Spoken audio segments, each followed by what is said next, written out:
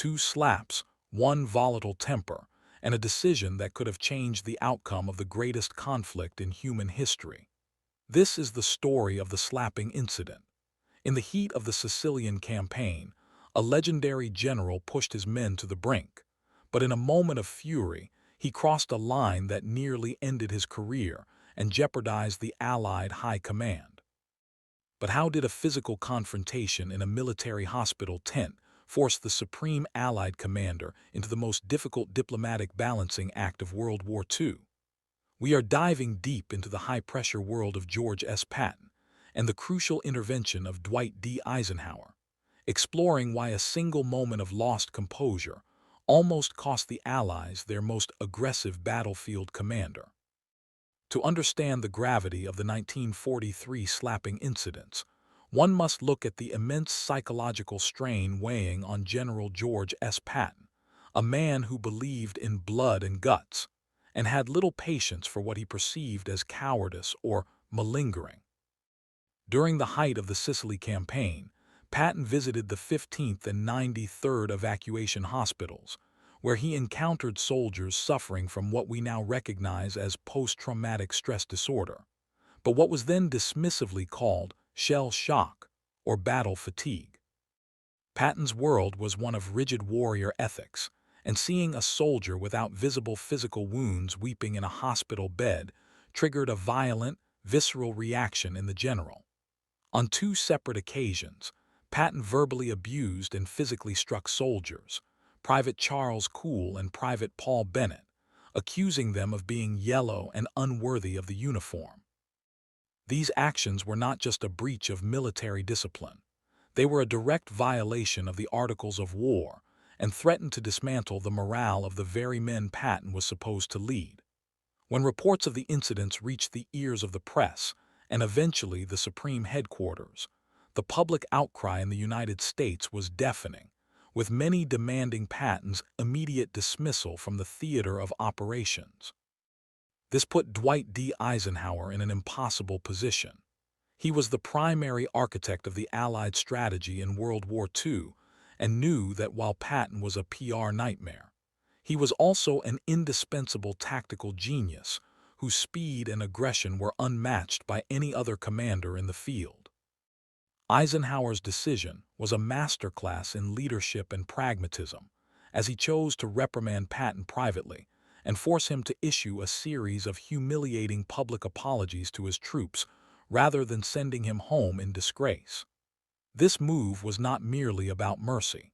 It was a calculated risk to preserve a vital asset for the upcoming invasion of Europe. By keeping Patton in a probationary status, Eisenhower actually managed to turn a scandal into a strategic advantage, using Patton as a decoy to deceive the German high command into believing the main Allied invasion would land at the Pas-de-Calais. The Germans, who held Patton in high regard as the Allies' best general, could not believe such a capable leader would be sidelined over a minor, disciplinary issue, leading them to fall for the elaborate ruse known as Operation Quicksilver. The slapping incident serves as a profound case study of the human element in high-stakes warfare, highlighting the thin line between a commander's driving fire and their self-destructive tendencies. Throughout the remainder of World War II, the shadow of Sicily followed Patton, tempering his public persona while fueling his private desire to prove his worth on the battlefields of France and Germany. Eisenhower's ability to manage Patton's explosive personality allowed the Allies to retain their most potent weapon for the race to the Rhine, proving that sometimes the most important battles are not fought against the enemy, but within the ranks of one's own command. This moment of tension between 2 of history's most influential military figures remains a testament to the complexities of leadership under the crushing pressure of total war, illustrating how a single, heated mistake nearly derailed the liberation of a continent. The incident did not occur in isolation. It unfolded in the middle of the wider struggle of World War II, at a moment when every decision carried continental consequences. In the summer of 1943, the Allies had just secured a foothold in Europe through the invasion of Sicily under the broader Mediterranean strategy. The campaign was designed not only to weaken Axis forces, but also to test coordination between American and British commands before the massive cross-channel invasion planned for the following year. Within this delicate strategic framework, the leadership of George S. Patton Jr. suddenly became a political liability. When news of the hospital incidents reached higher command, it spread quickly through military channels and into the press back in the United States. In the environment of total war, public opinion mattered. The American home front was sustaining the war effort through industry, rationing, and morale. Any perception that commanders mistreated wounded soldiers risked undermining confidence in the military leadership. Patton's actions were viewed not simply as a disciplinary issue, but as a moral crisis. The fact that he had struck soldiers suffering from combat stress, conditions that were poorly understood at the time, made the situation even more explosive. The pressure landed directly on the desk of the Supreme Allied Commander in Europe, Dwight D. Eisenhower. Eisenhower understood that World War II was not only a battlefield contest, but also a coalition war. He had to maintain trust between the United States and Britain, coordinate logistics across continents, and prepare for the most ambitious amphibious invasion in history. Removing Patton entirely would have satisfied critics but potentially weakened future operations. Keeping him without consequence would have signaled tolerance for misconduct. Eisenhower faced a leadership dilemma that blended ethics, strategy, diplomacy, and psychology. Eisenhower's response was deliberate and controlled. Rather than publicly dismissing Patton, he chose private reprimand combined with formal accountability.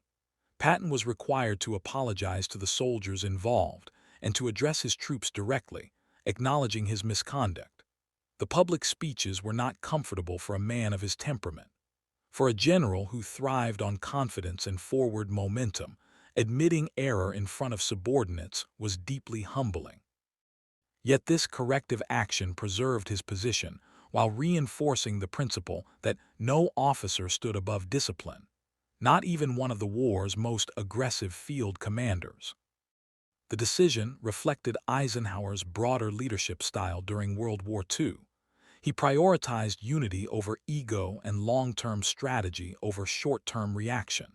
In doing so, he transformed what could have been a career-ending scandal into a controlled rehabilitation process. Patton remained under scrutiny, but he was not removed from command. This allowed the Allied High Command to retain one of its most dynamic battlefield leaders during critical phases of planning for the invasion of Western Europe. At the same time, the incident inadvertently became part of Allied deception efforts. During preparations for the Normandy invasion, Patton's reputation and perceived volatility were leveraged in strategic misinformation campaigns. German intelligence considered him one of the most capable American generals. By allowing rumors to circulate that Patton might command major forces elsewhere, the Allies contributed to deception operations designed to mislead Axis planners about the true landing site. In the larger context of World War II, this manipulation of perception became an essential tool alongside tanks and aircraft. For Patton personally, the slapping incident marked a turning point. Though it did not end his command, it forced reflection on the relationship between temperament and authority. Throughout the remainder of World War II, he operated under heightened scrutiny.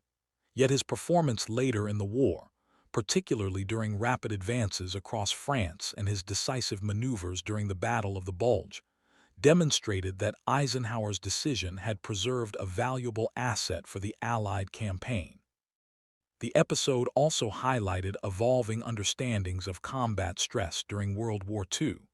What was once dismissed as weakness is now recognized as a serious psychological condition. The war exposed millions of soldiers to unprecedented levels of trauma, and military medicine gradually adapted. In that sense, the Sicilian hospital incidents reflect not only a clash of personalities, but also a transitional moment in military history, when old assumptions about courage confronted modern realities of mechanized warfare. Within the broader arc of World War II, the confrontation between Patton and Eisenhower represents a microcosm of Allied leadership dynamics. Command required balancing aggression with restraint, discipline with morale, and public accountability with operational necessity. The tension between the two men did not weaken the Allied effort. Instead, it forced clearer standards and reinforced the chain of command at a time when unity was essential. The slapping incident remains one of the most discussed episodes in military history because it reveals the human side of leadership under extreme pressure. World War II demanded extraordinary resilience from commanders as much as from soldiers. Eisenhower's ability to navigate scandal without fracturing the command structure demonstrated political skill equal to battlefield strategy. Patton's ability to recover from humiliation and continue leading effectively demonstrated adaptability under constraint. Together, their interaction during this crisis shows how leadership during World War II was not defined solely by victories or defeats, but by decisions made in moments of controversy.